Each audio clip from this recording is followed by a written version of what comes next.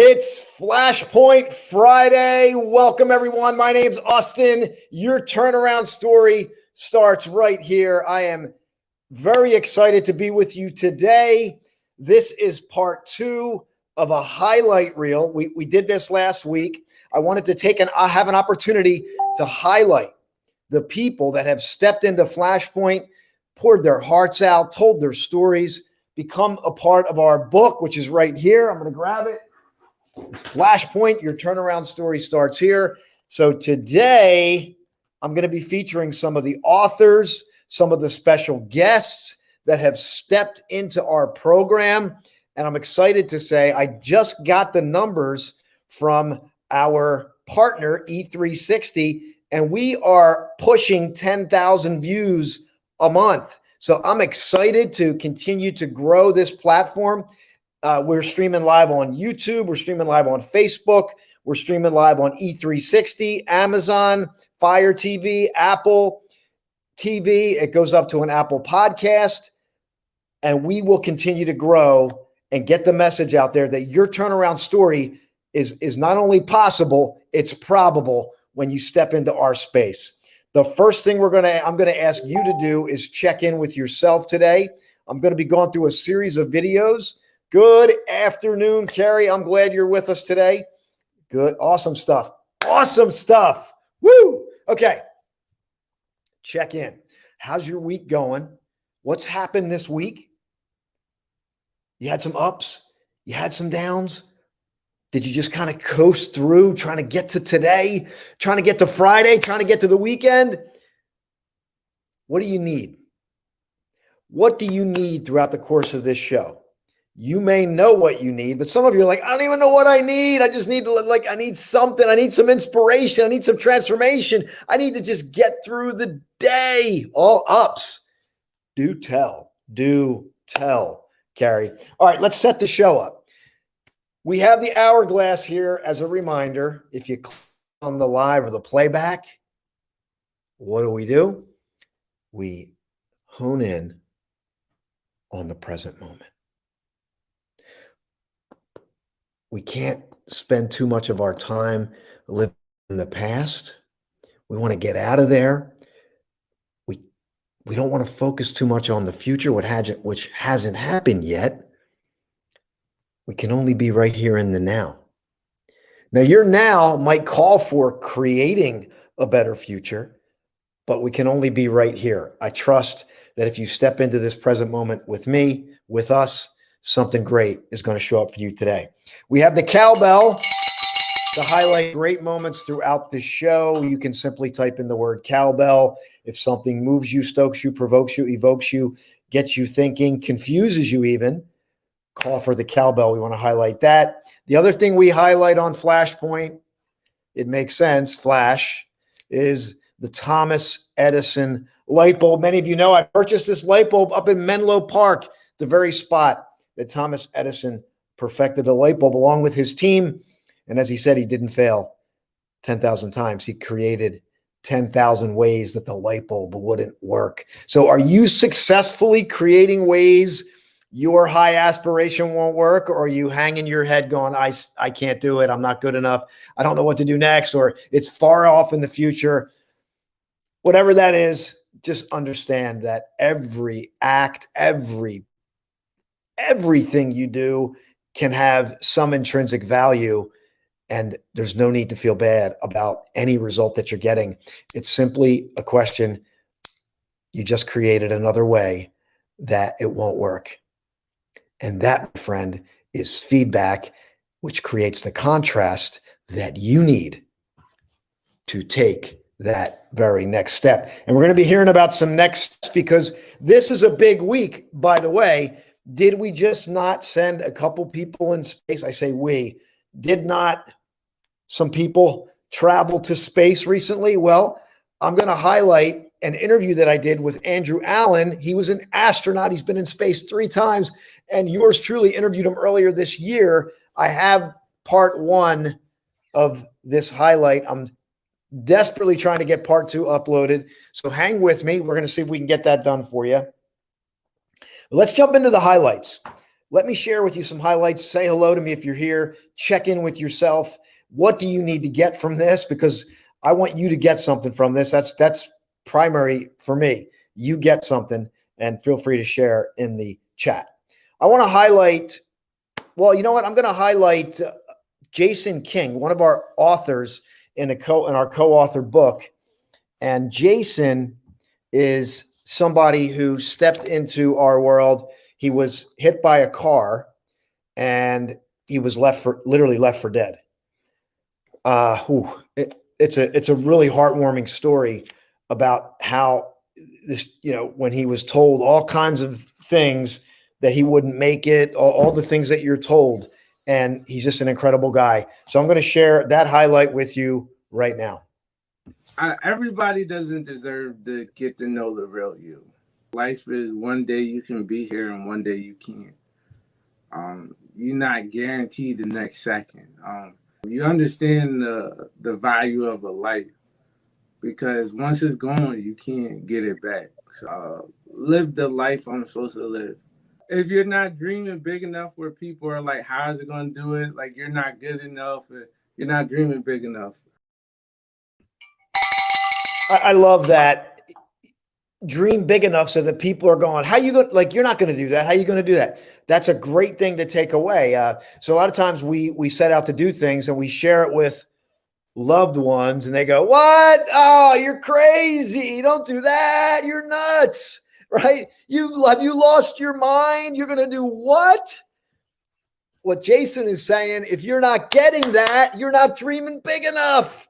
Absolutely. Let's raise the bar of our dreams and our possibilities.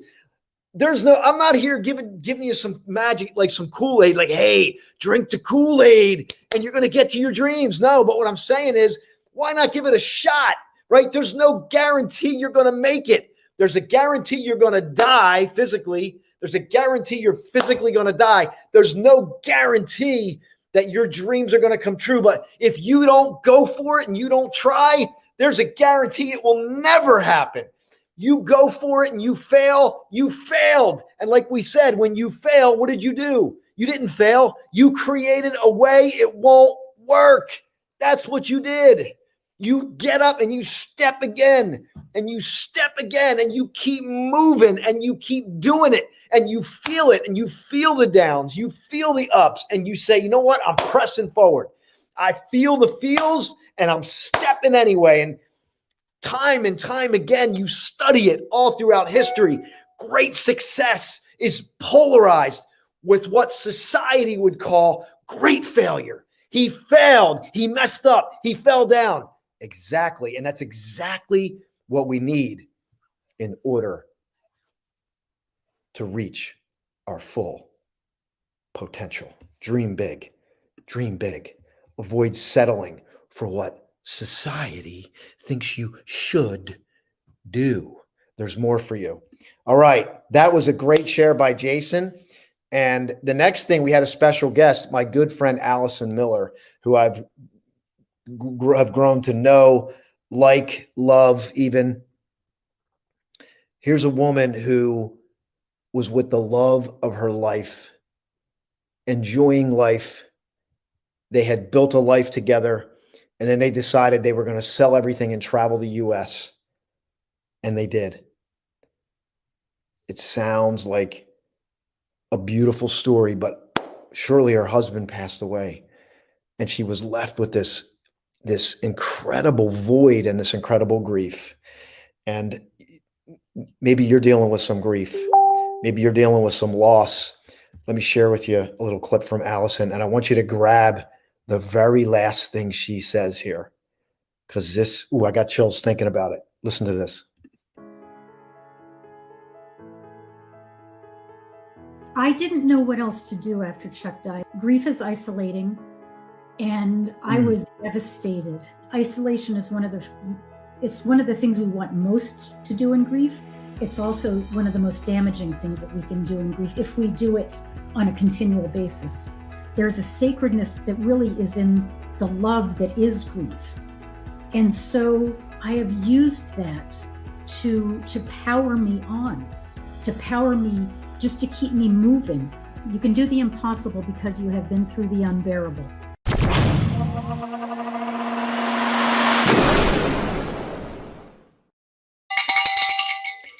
You can do the impossible because you have been through the unbearable. Whew. Wow. You can do the impossible because you have been through the unbearable. But if you are in an unbearable moment, you're not thinking about doing the impossible. You are potentially being bared down upon with something that you think you can't get over, or you think is beyond the scope of you to get through. And that's what Allison's saying, having lost her husband and going through this incredible journey of grief. And what I've experienced in people that have had grief, and what they say is that grief is love with nowhere to go. So what Allison has chosen to do is to take all of this love that's inside of her and to pour it out into the world. She's created a documentary. See if I can get that. See if I can get that to you. And in this documentary, it talks about this odyssey of love. She travels all over the United States. She meets people and she connects with them because she wants them to feel the love that she felt. And it's a beautiful story and it's moving. So I want you to, I'll see if I can get that link and share that with you there. That's a great, great highlight from one of the TV shows, one of the shows that we aired on here. But next, I'm going to move on to one of our next authors in our book, Flashpoint, Your Turnaround Story Starts Here. Erin is an incredible young lady who has basically, she was in the bowels of addiction with seemingly no way out. And you'd have to read the story in the book, but she was in a bad situation. And when I show you this video, you won't even believe it, but she not only has come out of that, she's created a thriving business as a high-end dog groomer. And she's also a woman's coach, and she's developing her own brand.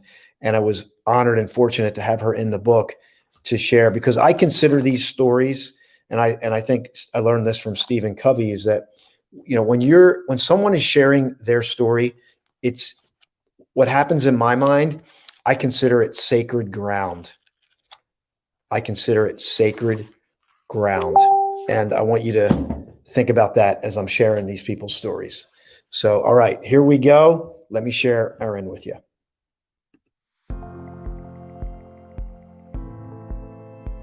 You can support somebody. Everybody has their own journey. And even though it's hard because you're scared for their safety, it could be the thing that saves them ultimately. Yeah. So you cannot control anybody else's actions. I just want everyone to know that you are in control of your own life. Remember that. And you get to make the decisions that change your life today, and you choose how you feel and the direction that your life will go. So you are in control. It's a process to go through, but the point is, don't give up. Keep trying, keep reaching out, and see what works for you.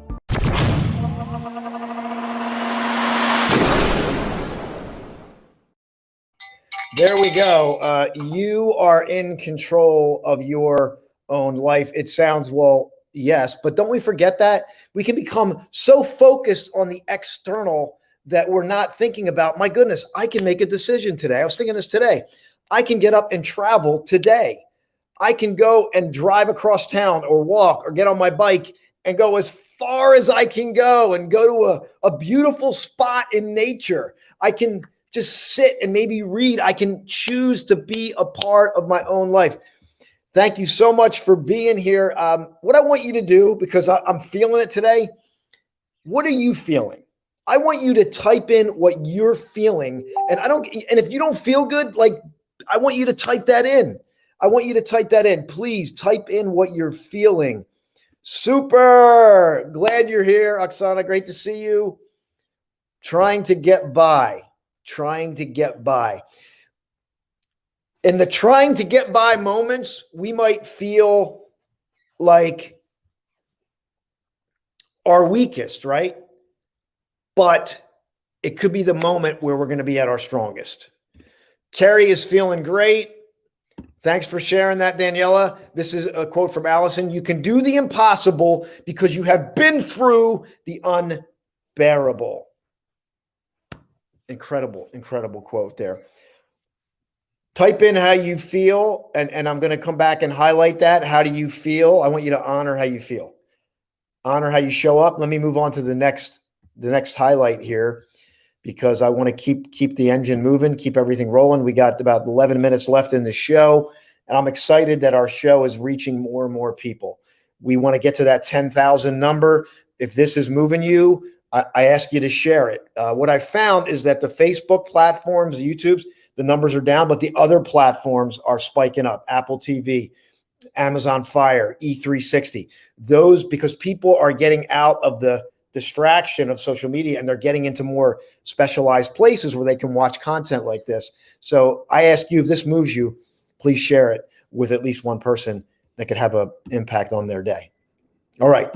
The next up, we have our very own wellness ambassador, someone who's become a dear friend.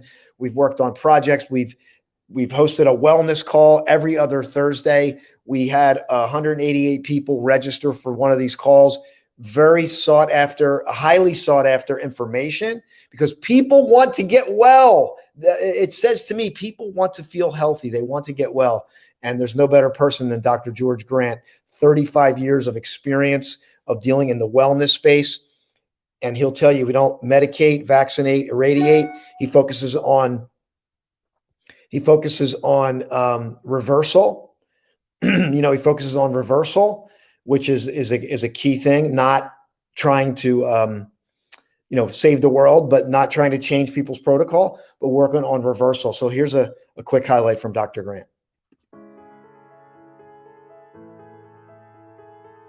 Stress causes over 80% of all diseases, but there's something called distress, when the stress is so high, overwhelming, and there's something called eustress, which is the good stress that we need to cope with life, to help us to thrive, not to become victims, but to become victors. Start your day with attitude of gratitude. You need to live, you need to learn, you need to love, you need to laugh, because laughter is the best medicine. And then you need to leave a legacy, because without leaving a legacy, your life would have been wasted. Every one of us.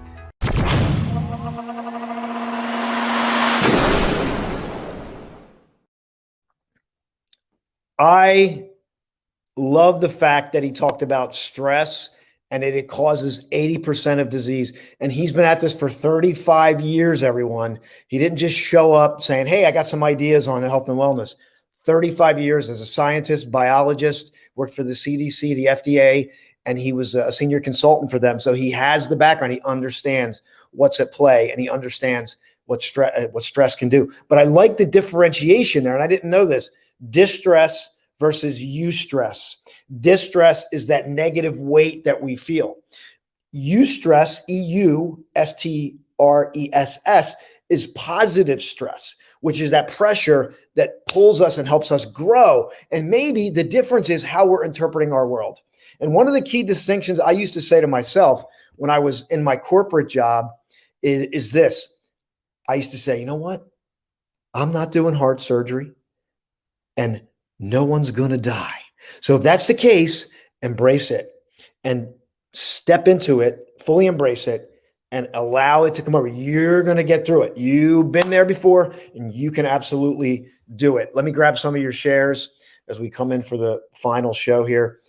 Honestly, I'm feeling anxious and happy at the same time, a little challenged.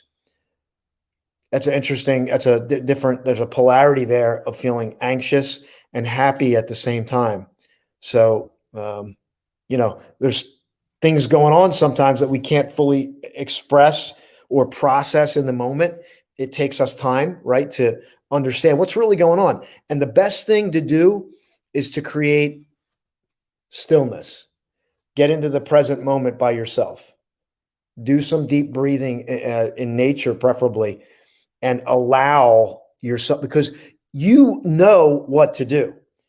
But what we don't do is, if we're anxious, We're not allowing ourselves the time, space, and grace to process, because if you give yourself that time, I promise you, the right thing will come out. The right fruit will appear. The right decision will appear. And that's what I would encourage you to do. Feeling like crap, dealing with a sinus infection. This is reality, right? There's people that there's some stuff going around outside of the stuff that we know. Take care of you. Maybe this is a call for self-care. Maybe this is a call that you're holding on to some kind of emotion. Because when you're not feeling well, there's a reason for it. Maybe it's a call to slow down. I know some people, they get sick or they get some kind of problem because it's their internals telling them to slow down and they're not aware of it. So they get sick or they get hurt or something happens. So if you're running hot or you're trying to do too much or you're stressed, you might get something to kind of say, hey, slow down. So give yourself time, space, and grace to slow down and process. Create that stillness I just mentioned. This is exciting. You're doing your first half marathon in 10 days. Congratulations. Slow, my advice for anybody that's doing running, especially long distance running, is this: slow is fast. Slow is fast. Any race you begin, people come in, they're like, come on, let's go. And they want to go, like they're all pumped up and excited, and they typically eat too much. They'll drink too much water. The nerves are up. They go out too fast. Slow. Breathe. Allow things to unfold organically, because they will. And you'll be surprised. Like, don't even just the first 3 miles, just cruise.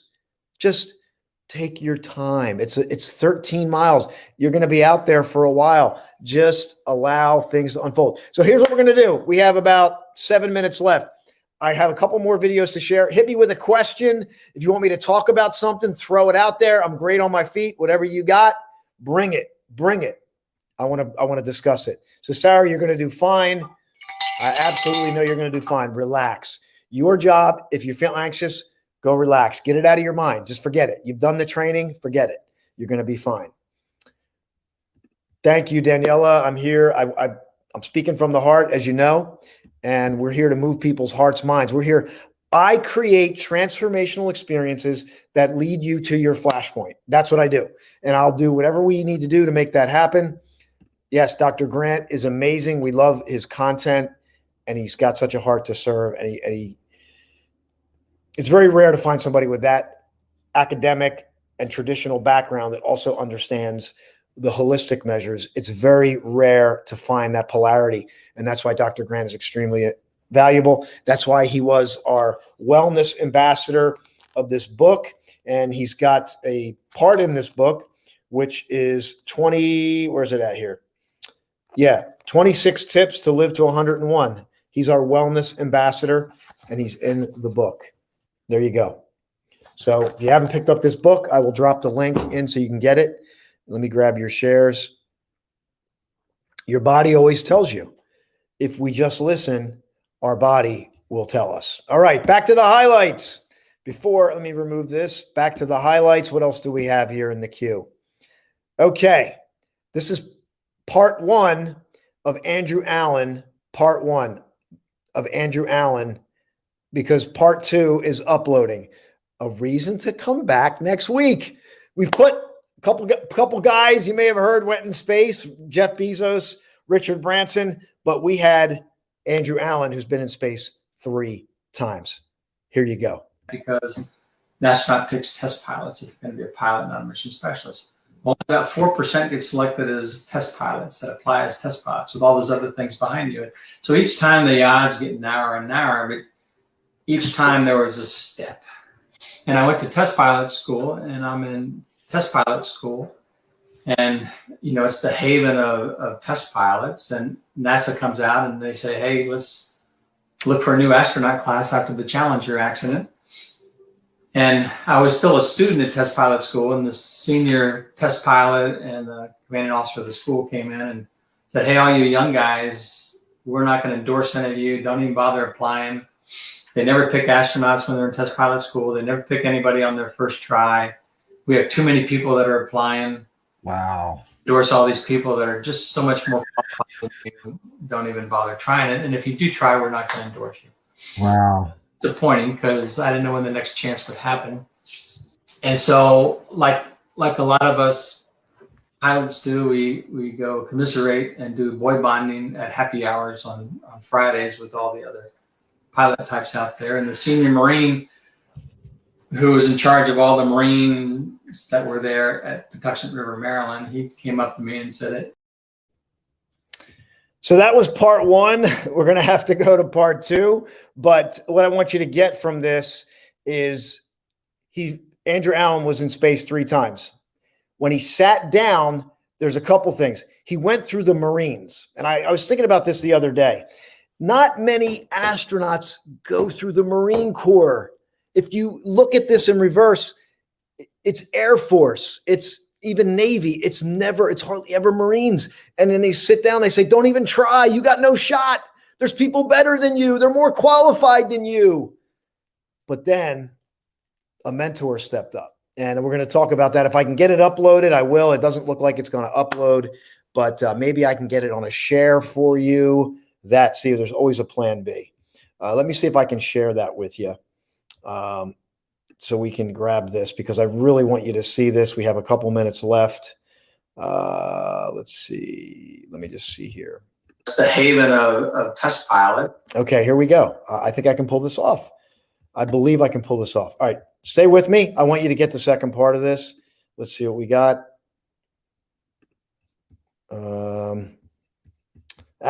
Window, Chrome tab. Okay, here we go. Yeah. All things are possible. Here you go. And NASA comes out and they say, hey, let's look for a new astronaut class after the Challenger accident. And I was still a student at test pilot school, and the senior test pilot and the commanding officer of the school came in and said, hey, all you young guys, we're not going to endorse any of you. Don't even bother applying. They never pick astronauts when they're in test pilot school. They never pick anybody on their first try. We have too many people that are applying. Wow. Endorse all these people that are just so much more qualified than you. Don't even bother trying it. And if you do try, we're not going to endorse you. Wow. Disappointing because I didn't know when the next chance would happen. And so, like a lot of us pilots do, we go commiserate and do boy bonding at happy hours on Fridays with all the other pilot types out there. And the senior Marine, who was in charge of all the Marines that were there at Patuxent River, Maryland, he came up to me and said, are you going to apply? And I said, no, I was told not to apply. And I don't stand a chance. What I was told, and plus I didn't think I stood a chance. And again, he's like, well, so what? You know, I'll endorse you. I'll put your reference in. Go ahead and apply, and if nothing else, you're going to learn something, because if you don't get picked your first time, you'll have learned something which you had to do help you pick the second time. I'm going to come back next week and play the rest of that, but the story is incredible because he ends up making it, and it's an incredible story. And I really want you to get that, because there's somebody who's been in space 3 times and was told, don't apply, don't try. So I got one more share for you, and then we're going to wrap things up. If you make fitness a priority too, you'll be even more successful, because it'll help you out with that drive. It gives you that confidence. It makes you just feel better. The goal should be a lifelong journey through fitness and being part of your life. If you want to make a change, you need that habit to be reinforced. So the goal isn't the goal. The habit is the goal.